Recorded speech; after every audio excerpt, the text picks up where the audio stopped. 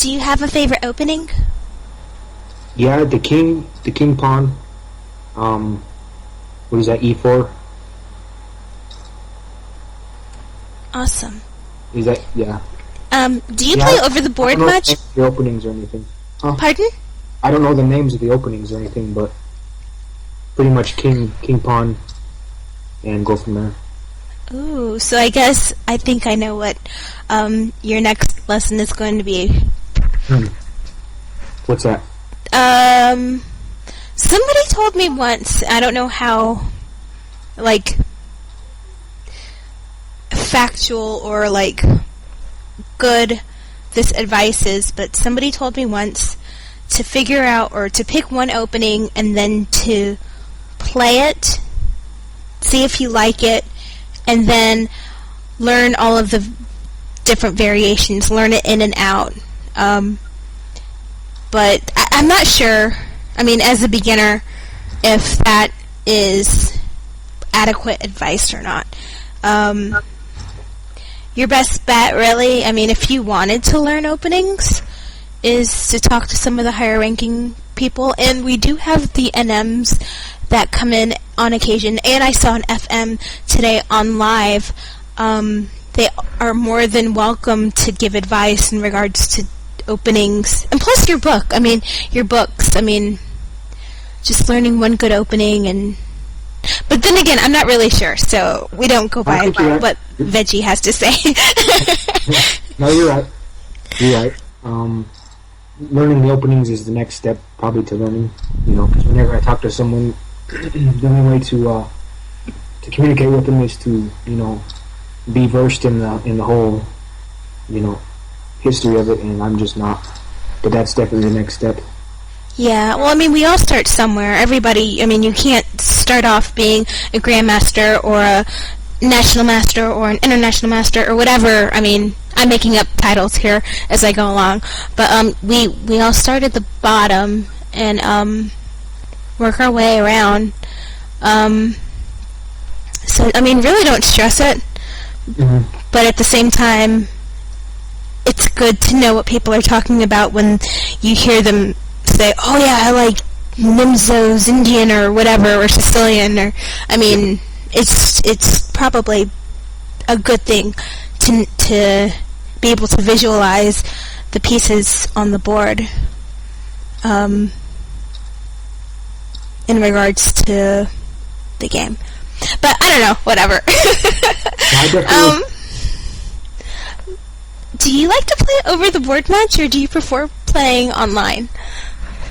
I like over the board, but I mostly play online. What would you consider to be your biggest accomplishment chess-wise? Teaching my little brother to play, making a point to study, beyond just playing for fun, and just, respecting the people that play. That's way cool. It's very good to have fun and respect. I've started studying different grandmasters. I've seen a couple of interviews on some websites, and I was surprised that there are professional players who have respect for the game, but you hear about lack of respect towards each other, and you can see it sometimes if you're playing the whole amateur scene, especially like online. You can see where people can become hateful, or people can become very boastful where there's no need to be. So to be able to find somebody that does have respect for the game and for their peers is amazing. It shows maturity. It shows a silent strength. And that's one thing that I can say about you, is that you're very positive. I have never seen you have a bad day or say, like, or type or whatever, something just totally off. I've never seen that, and it seems that you treat people like they are your friends the minute that you meet them, and you're one of the people that are first to greet the people that say that they are new to the site. And that's one thing that I can honestly say drew me in to befriending you. Right on. So, I mean, just stick with it. I mean, we need more people that are positive in the scene, you know, good role models for the younger kids that are on the site, and just, I can't even say younger kids, because I've seen some people. Who would have thought that I ran out of time? Wait, is it recording? Yeah, okay. Part 2 of the Lowdown interview.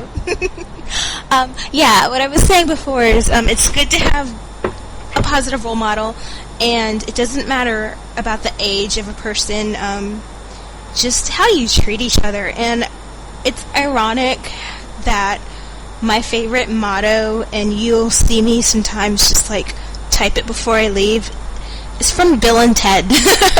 You know, be excellent to each other. And it seems like you follow that whole motto. But yeah, okay, enough about me babbling. Lowdown. Yeah. Do you have any other hobbies besides chess? I love the outdoors. I love to camp. My favorite thing is to fish. I like riding bikes. Outdoor stuff. I love hiking. I can't wait to travel and go, you know, hiking in other countries and stuff. That's a real big goal of mine. And I like to draw. Oh wow! Now, do you know that there's a new drawing group on the site? People have been submitting their artwork. It's really cool. I'll send you the link shortly. What's your favorite book? Children's book is Where the Red Phone Goes. I like that one too. Yeah. It's about a little boy and some hunting dogs. It's really good.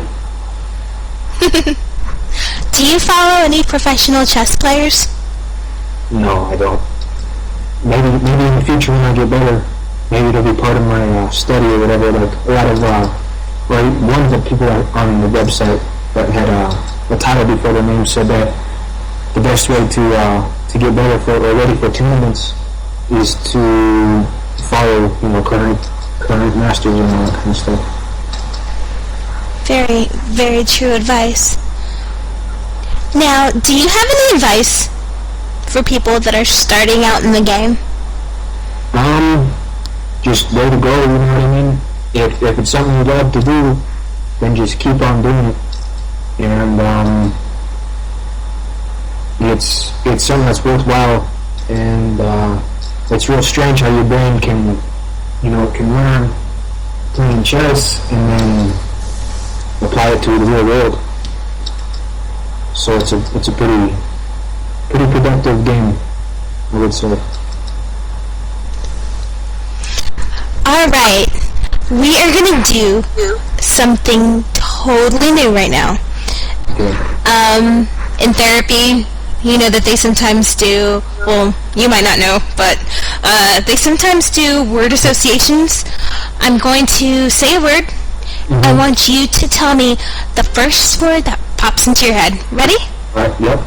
Okay. Queen. King. Rook. Pawn. Disconnect. Break. Match. Pair. Pawn. Rook. Light. Dark. Master. King. Gerbil. Loaded. Okay. Last but not least, 3 words to describe yourself. Sincere, passionate, and creative. Sincere, passionate, and creative.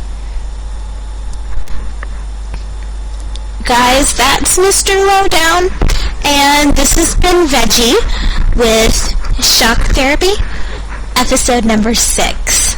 Thanks again for your time and your patience.